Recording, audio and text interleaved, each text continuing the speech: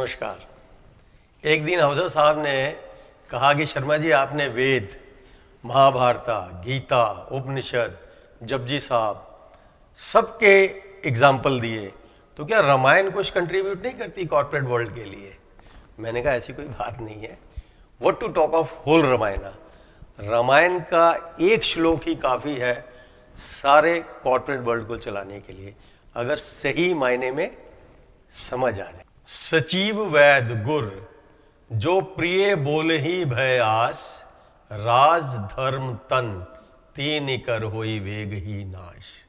तात्पर्य, अगर सचिव, वैद, गुरु किसी भय या आस से मीठा बोलते हैं तो राज धर्म तन तीनों का नाश हो सकता है। ऊपर ऊपर से समझने में और गहराई में उतरने से देखिए कैसे मायने बदलते हैं। समझते हैं इसे कॉर्पोरेट वर्ल्ड के पॉइंट ऑफ व्यू से।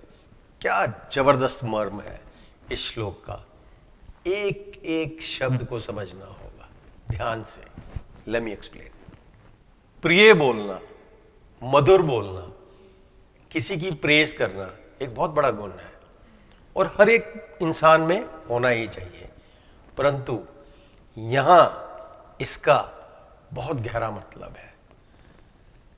यहां प्रिय बोलने का तात्पर्य रॉन्ग एडवाइस देने से है, और वो भी किसी डर से।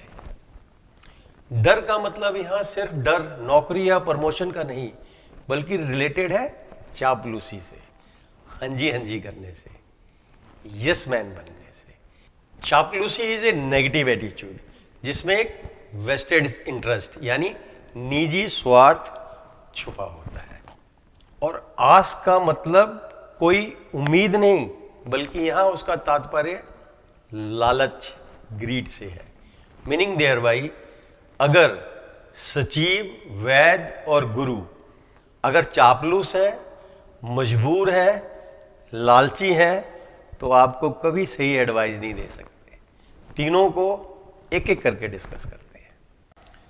सचिव, तुलसीदास जी का तात्पर्य यहां मुंशी या मंत्री से था, परंतु अगर हम आज कॉर्पोरेट वर्ल्ड के पॉइंट ऑफ व्यू से बात करें तो सचिव का मतलब सीईओ, प्रेसिडेंट, वाइस प्रेसिडेंट और हेड ऑफ द यूनिट से है। I mean persons those are responsible for running of the unit, those are related with decision making, execution of organisational policies and achievement of goals. इनकी selection ही किसी भी organisation का भाग्य निश्चित करेगी। सीईओ वही कामयाब है जिसमें लीडरशिप, फोरसाइटेडनेस, एडवर्स हालातों में बैलेंस करने के अलावा जो ऑनरशिप लेकर यानी अपना समझकर काम करे। ऑनरशिप कौन लेता है? जिसे अपनी जिम्मेदारियों का एहसास है और जो घड़ी देखकर काम नहीं करता, स्ट्रेटेजी बनाता है, पेन लेता है, एग्जीक्यूट करता है, तभी तो रिजल्ट आते हैं। यही एक कारण होता है एक ऑर्गेनाइजेशन की सक्सेस का और दूसरे की फेल्योर का भी। अगर executive, head of the unit, CEO सही ना लिया गया हो तो ऐसे लोगों की बातें ना कभी कभी चुभती हैं, परंतु हंजी हंजी करने वाले को कभी ना रखें। मोर ऑफन मुझे सुनना पड़ता था अपने ऑनर से, शर्मा जी आप अपनी मर्जी ना किया करें, जैसा मैं बोलता हूं वैसे करें, नुकसान होगा तो मेरा होगा ना। बट मैं हमेशा ना अपनी मर्जी करता था ना उनकी, जो ऑर्गेनाइजेशन के लिए बेस्ट होता था वही करता था। एक बार आहूजा जी कहने लगे, जिन्होंने हंजी हंजी मैनेजर रखे हुए हैं और अपनी निगरानी में बिजनेस चला रहे हैं, ग्रो तो वो भी कर ही रहे हैं ना शर्मा जी, क्या डिफरेंस होता अगर उनकी जगह एक प्रोफेशनल होता जो ओनरशिप के साथ काम करता। बड़ा सिंपल आंसर है।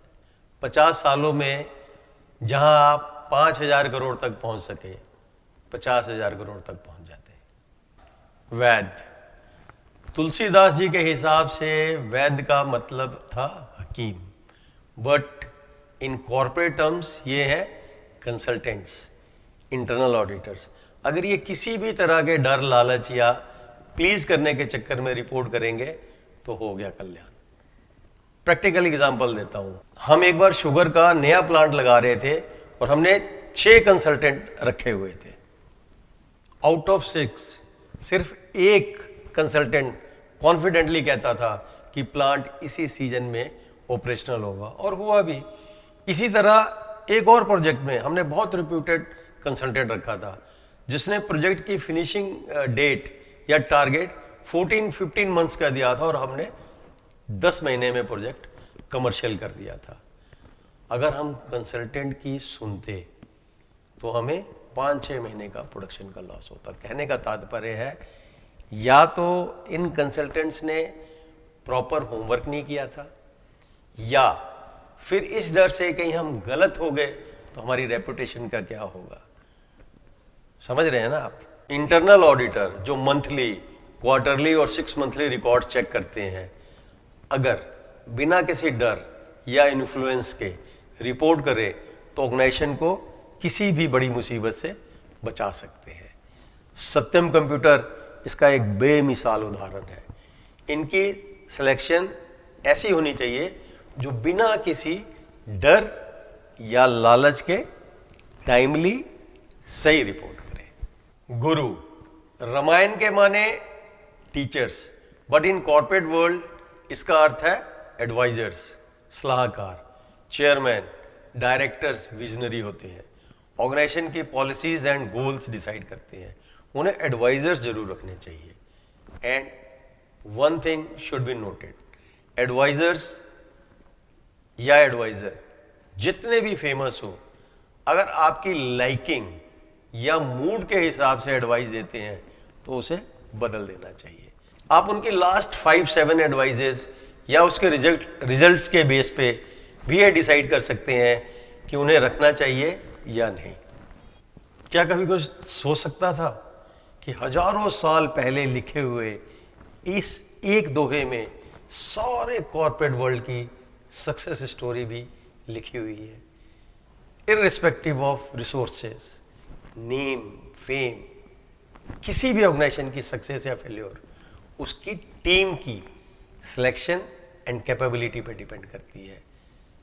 नाम नहीं ले सकते, परंतु कई लाइव एग्जाम्पल हैं हमारे सामने आज के कॉर्पोरेट वर्ल्ड के।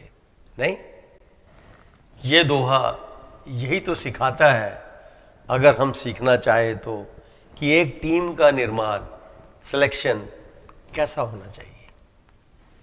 एक अच्छा सीईओ अपने आसपास एक पॉजिटिव ऑरा क्रिएट करता है, एक अच्छी टीम बनाता है, सपोर्ट करता है, सारथी बनता है टीम का। वैद्य यानी consultant, to whom you keep to get project implemented well in time, that too in a professional manner. Guru यानी advisors, who helps you in policy formulations and strategic decision making. Tulsi ji का ये दोहा हर एक top brass के room में and institute जो HR में master करवा रहा है फ्रेम करके लगा देना चाहिए, ताकि कोई गलती ना हो जाए while appointing these portfolios, isn't it? जुड़े रहिए, जानते रहिए। हाँ जी, हाँ जी, हाँ जी, हाँ जी, हाँ जी, हाँ जी, हाँ जी, हाँ जी।